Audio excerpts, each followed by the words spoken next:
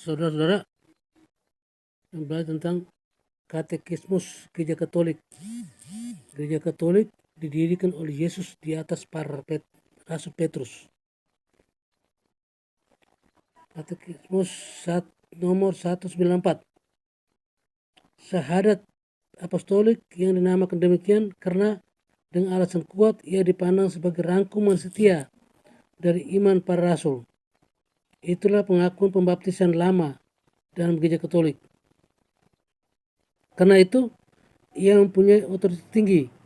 Itulah simbolum yang dijaga oleh Gereja Roma, di mana Petrus yang pertama di antara para rasul mempunyai taktanya dan kemana ia membawa ajaran iman para rasul itu. Wewenang untuk mengikat dan melepaskan menyatakan wewenang dalam gereja untuk membebaskan dari dosa, mengambil keputusan menyangkut ajaran dan beri keputusan disipliner. KGK nomor 553 yang mempercayakan kepada Petrus wewenang yang khusus.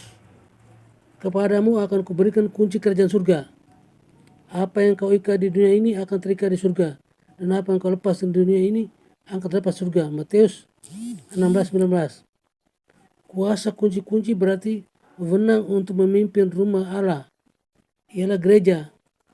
Yesus gembala yang baik. Yohanes 10:11. Menegaskan tugas ini sesudah kebangkitannya. Gembalakanlah domba-dombaku. Yohanes 21:15-17. Wewenang untuk mengikat dan melepaskan menyatakan wewenang dalam gereja untuk membebaskan dari dosa, mengambil keputusan menyangkut ajaran dan memberikan keputusan disipliner. Kristus mempercayakan otoritas ini kepada gereja melalui pelayanan para rasul dan terutama melalui Petrus. Kepada siapa ia secara khusus menyerahkan kunci-kunci kerajaan surga. Nomor KGK nomor 641.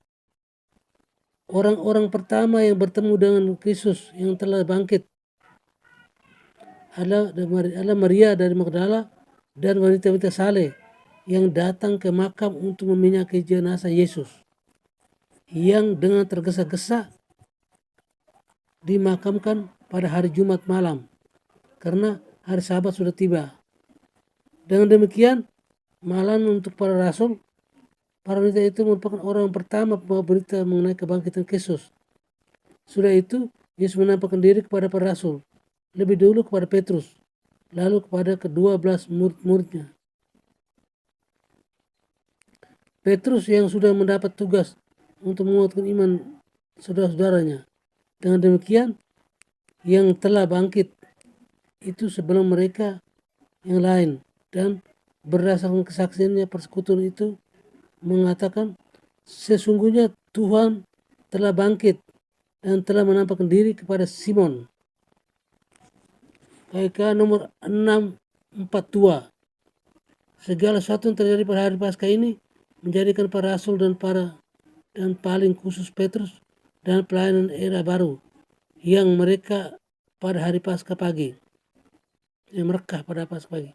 Sebagai saksi dari yang telah bangkit, mereka merupakan landasan gerejanya. Iman umat pertama berdasarkan kesaksian manusia-manusia konkret yang dikenal oleh orang-orang Kristen, dan kebanyakan dari mereka masih hidup di tengah-tengah mereka. Saksi-saksi kebangkitan Kristus ini adalah terutama Petrus dan ke-12 murid. Tetapi bukan hanya mereka. Paulus bicara dengan jelas mengenai lebih dari 500 orang. Kepada siapa Yesus menampakkan diri sekaligus ia juga menampakkan diri kepada Yakobus dan semua rasul. Gereja itu yang di dunia disusun dan diatur sebagai serikat berada dalam Gereja Katolik yang dipimpin oleh pengganti Petrus dan para uskup dalam persekutuannya dengannya. Nomor 816. Itulah satu-satunya gereja Kristus.